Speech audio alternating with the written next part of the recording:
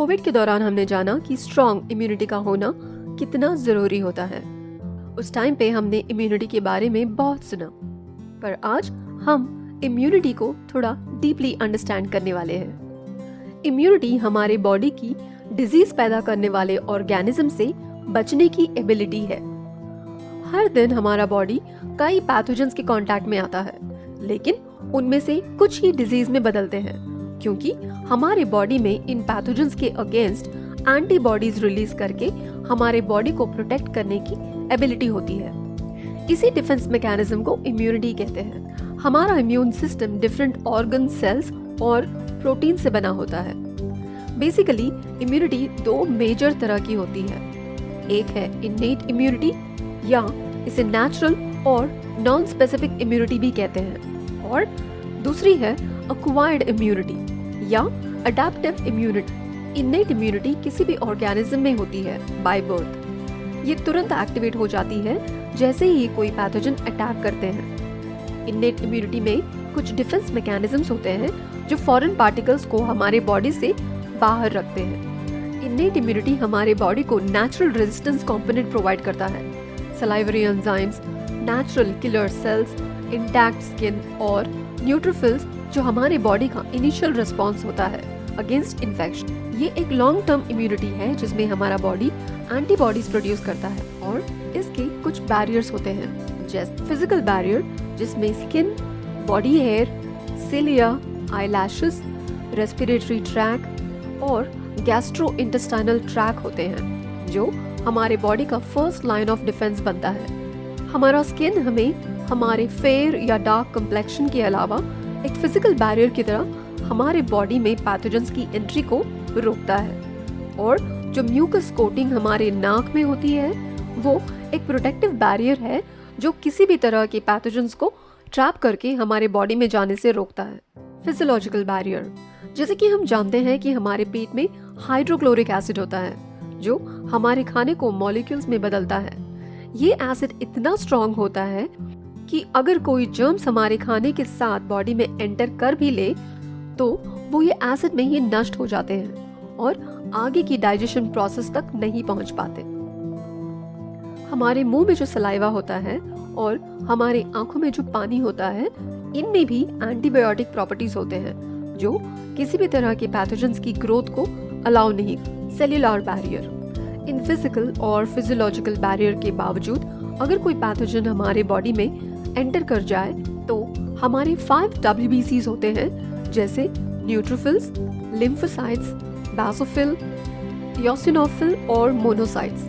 ये हमें किसी भी तरह की इलनेस और बीमारी से बचाते हैं। ये हमारे ब्लड स्ट्रीम में फ्लो होते रहते हैं और हमें किसी भी तरह के वायरसेस, बैक्टीरिया और दूसरे फॉरेन इन्वेडर्स जो हमारी हेल्थ को नुकसान पहुंचा सकते हैं उनसे बचाते हैं। हमारी बॉडी में जो सेल्स होते हैं वो काफ़ी स्मार्ट होते हैं। जैसे इन केस अगर कोई सेल पे वायरस इन्वेजन हुआ है तो ऑटोमेटिकली वो एक प्रोटीन जैसे इंटरफेरॉन को सेक्रेट करता है जो कि एक कोटिंग बना लेता है इन्फेक्टेड सेल के आसपास और फर्दर डैमेज होने से रोकता है।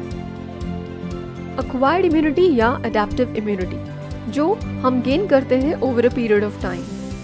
इन्नेट इम्यूनिटी की तरह ये हमारे जन्म के वक्त हम में नहीं होती। ये हमारे इम्यून सिस्टम की एबिलिटी है जिससे वो खुद को बीमारियों से बचाकर पैथोजन स्पेसिफिक इम्यूनिटी जनरेट कर सकता है। इसी क्षमता को अडैप्टिव या एक्वायर्ड इम्यूनिटी कहते हैं। इसके मेन फंक्शंस इन्फेक्टेड पर्सन को इन्फेक्शियस डिजीज से रिलीव करके फ्यूचर में भी ऐसे इन्फेक्शंस के अटैक को रोकना होता है।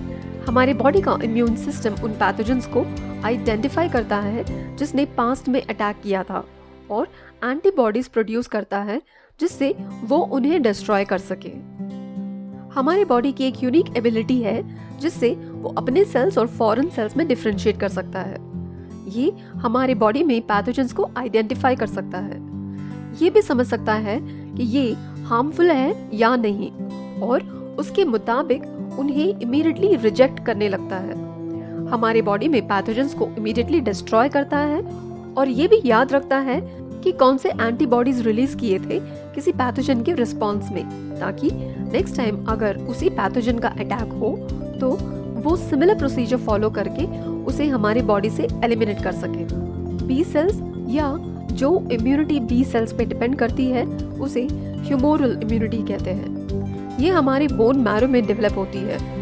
ये सेल्स एक्टिवेट होते हैं जब बॉडी में कोई फॉरेन एजेंट एनकाउंटर होता है। ये हमारे बॉडी में जो फॉरेन पार्टिकल एंटर हुआ है उसके मुताबिक एंटीबॉडीज प्रोड्यूस करता है और उन्हें डिस्ट्रॉय करता है।